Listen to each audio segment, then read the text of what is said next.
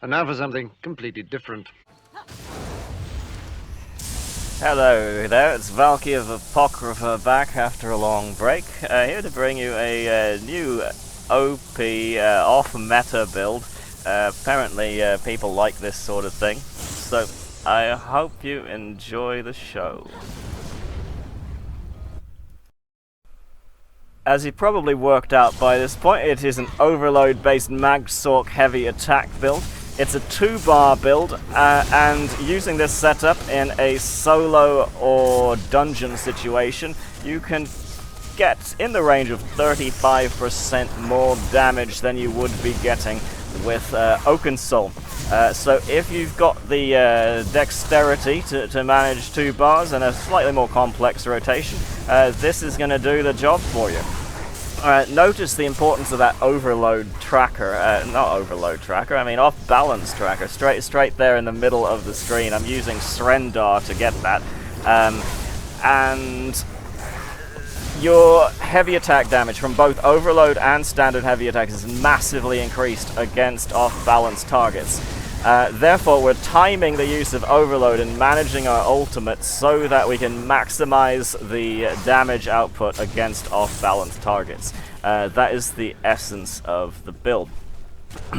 I'll paste the rotation down in the comment section, and you can have a look there. It's worth it. No, look at that, a massive 45%. 45% of the damage is coming from power overload. I'm getting ticks self-buffed of over 100k. That's AoE damage. Keep in mind that this is actually a decent support build in 4-man content as well, because you're getting perfect minor vulnerability uptime, and you're also setting that target off balance on Q. Get massive AoE. It's perfect for trash fights and those hard mode boss fights where you get big adds that come in with about 1 million HP. You can just wreck them in seconds with a well-timed overload. So we'll get into the skills in just a moment, but this is the gist of it here. High crit, high overload, off balance, taking stuff out. Is that guy? Yeah, he's just hitting that dummy in the ass with a great sword again and again. Okay. Now, onto our skills. They pretty much got to be set up exactly this way. Front bar first skill is Barbed Trap. It procs minor force and it's a fighter's guild ability. We got Volatile Familiar and Twilight Tormentor, our pets, for sustained damage. Crystal Weapon procs minor prophecy and is also decent damage itself. Bound Aegis is passive damage, and Power Overload is our big time ultimate. Over on the backboard we've got Scalding Rune that procs in power. It doesn't do a lot of damage itself though. Then we've got Unstable Wall of Storms for off balance. It's also good with the Maelstrom staff. Our 2 pets double barred. Elemental Drain is what I'm using for the parsers, but you can use shield there. I've also got Flawless Dawnbreaker for a bit more damage. Over to the gear and consumable side of things. I'm using Buy Food. Cheap and does the job. I've got Shadow Mundus. It's slightly outperforming the Thief when we're using those big crits as our main source of damage. Infallible Ether on the body. It's got amazing stats. Just check them out. This set has been really overlooked recently for the heavy attack build phenomenon.